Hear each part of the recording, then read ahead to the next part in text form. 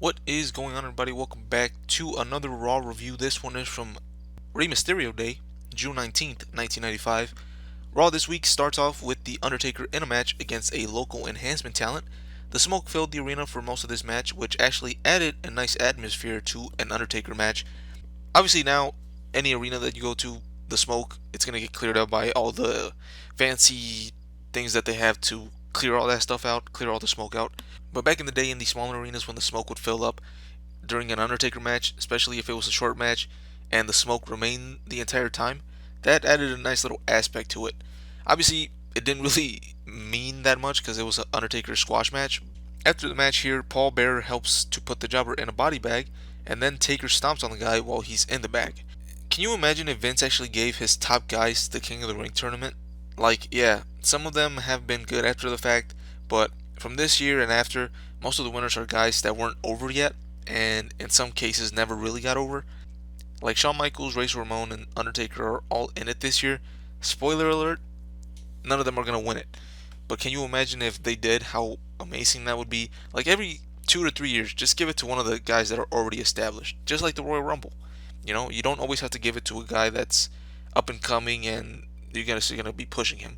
You can give it to a guy that's already established, who needs one more little thing to propel him into the WWF title picture or something. Lawler and Vince go about one thing or another. The King talks about his feud with Brett and their Kiss My Foot match. Then we get some words from Man Mountain Rock regarding Bob Backlund, but not really much to really care about. Adam Bomb next in a jobber match. He picks up the win after hitting a clothesline from the top rope. Again, not much really to go over. Adam Bomb hasn't really done much in his time in the WWF. Even his original manager, if you remember, Johnny Polo, he's now in ECW doing better for himself. Adam Bomb, 3 years, and nothing has really come out of his run. Next up, the final King of the Ring update. Bret Hart cuts a promo on the King, which wasn't anything special, and Todd Pettengill says it's going to be a classic battle.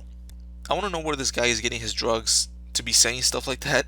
This is going to be a classic battle, my ass. I'm going to show the King of the Ring bracket up on the screen for you to take a look at. If I didn't already know who was going to eventually win this tournament, my two picks would have been, on the babyface side, I would say maybe Shawn Michaels, and on the heel side, I would have said Yokozuna. And Yokozuna probably would have been my front runner just because they like to give it to a heel. So yeah, one of those two I would have picked if I was watching at the time to maybe win it. Next up, we have a tag team match where the Head Shrinkers take on Sid and Tatanka. We skip to the end of the match. On the outside, they give Sione an assisted powerbomb on the outside while the ref was being distracted. They roll him back inside and Tatanka gets the win. They will be facing Diesel and Bigelow at the pay-per-view, so they recap the feud. Going back to In Your House 1, where they injured Diesel and Bigelow came out for the save before it got worse for Diesel. Then they also show footage of DiBiase throwing out the challenge and other moments on Raw. Vince interviews Diesel and Bam Bam, who are somewhere else, they're not on Raw or anything. Diesel says that even injured, he can still take on Sid. And Bigelow starts talking, but Vince cuts him off to say that it sounds like there's a lack of confidence. But Bigelow assures him that they do have confidence, and even with Diesel's injury, they will come out on top. Then Jerry Lawler with some more time on the show to promote the match with Brett. Jeez, please. Somebody call up Jim Ross from Superstar Taping and put him on Raw with the King so that Jerry can just be on commentary for now. I am ready for him to be off this show. They also show footage of him in a room filled with torture machines from back in the day. He was trying to say that none of those compare to the amount of pain the 8 men will be put through to become king on Sunday. He brings up Bret Hart again, but I have no idea what he said because he started talking about his feet again, so I stopped listening. Following this, Hunter Hearst Helmsley comes out and picks up the win with the pedigree. I believe this is the first time on Raw he used the move to win a match. Last time I believe he used the cutter. So with this win, he is now 2-0 on Raw, which means he dethrones Bertha Faye for the most wins in a row following their debut.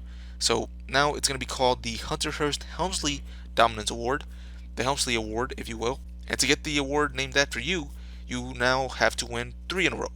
Unless Helmsley does that first, then it'll just remain his for somebody else to eventually surpass him. That's a convoluted thing that I have going on, so let's just move on.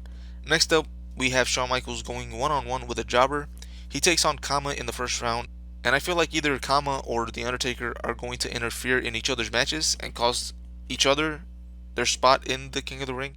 I can see either of those two matches ending in a screwy finish.